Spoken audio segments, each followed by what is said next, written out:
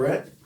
Is it my turn? I think that the dynamic, what Zach said a moment ago about the first one was for the fans, and it was something that we thought would be fun for them.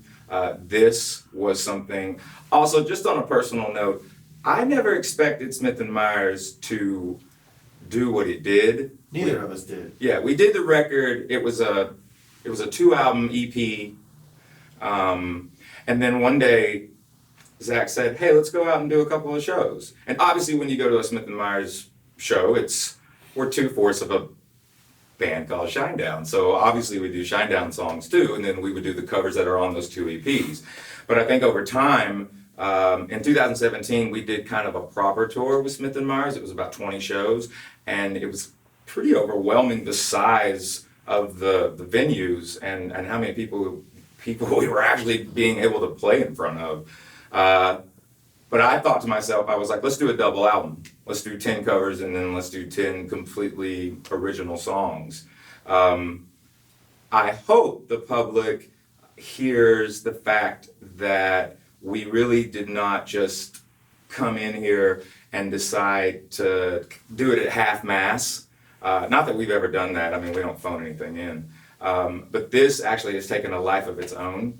I think the public's really, really going to dig it, first of all. And it does. It shows a different side of me and Zach. If you've ever been to a Smith and Myers show, too, it's not scripted and there's not a lot of choreography. It's very lighthearted.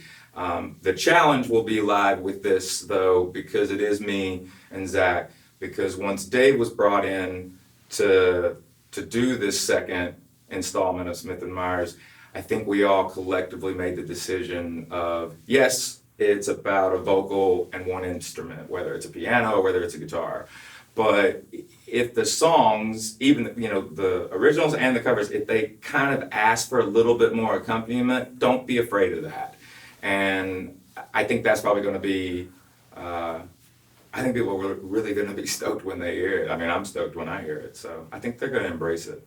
Yeah, the variety, when you look at a double record, it's, historically hard to make a great double record. It's like, what's going to keep a listener interested with that amount of music? And song by song, as we've been tackling these, they're each taking on their own life and in such unique ways, whether it's a cover that you've heard your entire life and now it's just turned on its head and you're hearing it in a completely different, a different mood comes out, a different emotions evoked.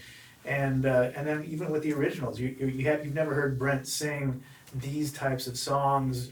You've never heard Zach, infuse his writing and his influences in a song that Brent sang. And that's what's keeping this thing just so exciting, song to song. And I think people are just gonna find hours and hours of enjoyment. Yeah, and hopefully it gives you a lot of goosebumps.